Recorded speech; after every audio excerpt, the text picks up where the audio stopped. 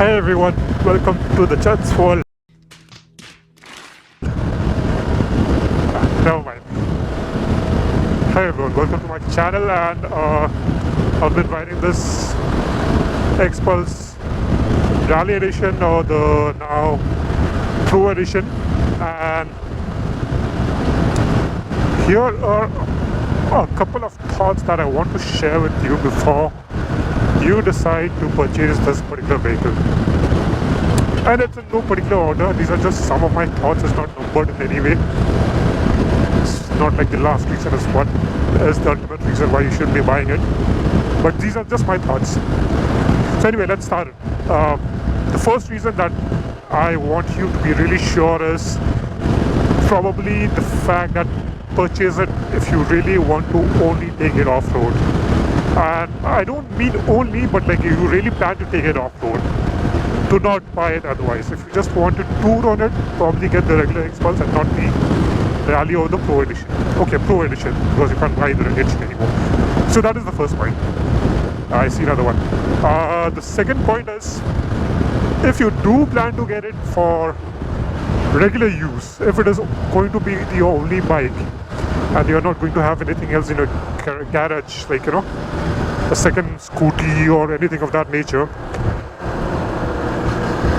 only get it if your height is above 6. If you're taller than 6 feet. If you're below that and you can't flat foot, probably not a good idea. And I'll tell you why. I've been using this bike as my only bike for a while now. I do not have any other two-wheeler in my stable, and there are times when I need to go to a very short distance around the house, and because of the height, there are times when I need to think twice before doing that, before taking out this bike.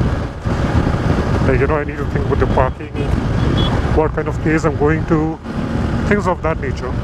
So yeah, if you do not have the height, maybe do a proper test ride, and then and only then purchase it. So that's the second point. Number 3 would be, if you're planning to tour on it,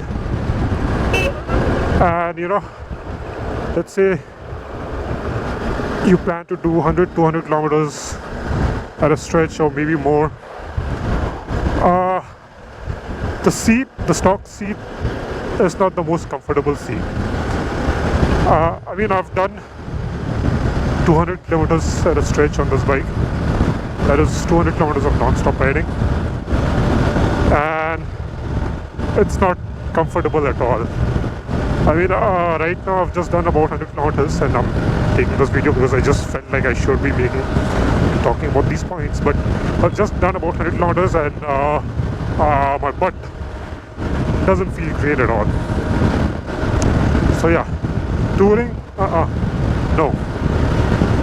And I guess the seat is the same for the stock Xpulse as well, so the same issue will be there on the stock Xpulse. So yeah, not that great.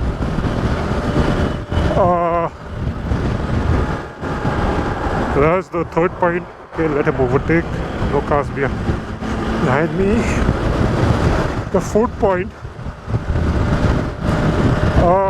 depends on your touring style, but the way I tour is not tour, but I often use this bike on the highway where I'm very familiar with the roads. I know probably each and every pothole of along the highway that I frequently take, and what happens is, because of that, my speed on the highway is pretty high, and if you're doing, say, an average speed of 80 to 90 on the highway, the fuel consumption isn't that great. So you end up spending quite a bit on fuel. Like, I had done a full tank before I started this ride. I covered about 300 kilometers, and then I've had to fuel up because it was close to empty.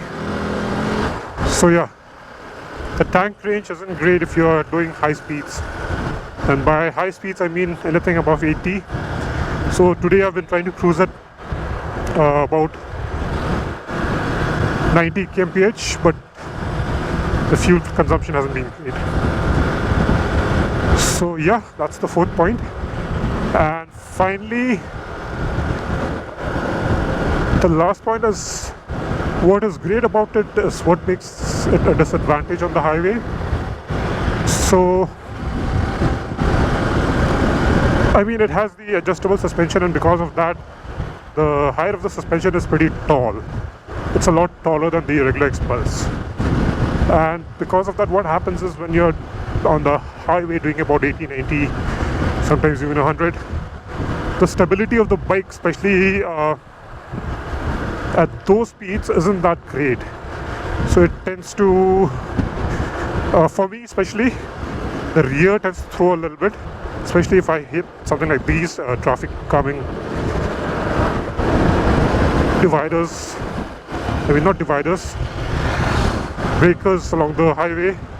And if I hit these at say 80, the rear kind of throws off, even if it is a straight line. I need not be in a turning like turn that's coming up. Even if I'm going straight and I hit that, the rear throws, and it's not the most stable vehicle on the highway, and it's not a great feeling when that happens at those speeds.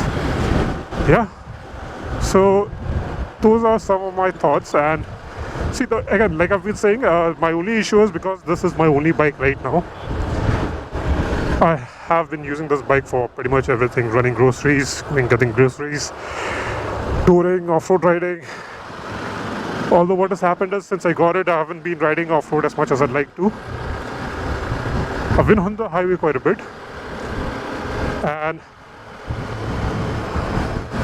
because of that, I've been using this bike on the highway.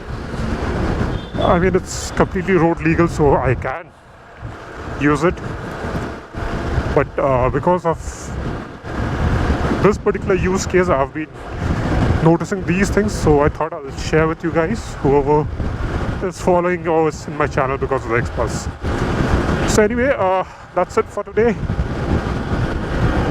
Take care, and if you do find the content helpful in any way, please consider subscribing or just give a thumbs up to this video. That would be sufficient. That's it, guys. Take care. Bye bye.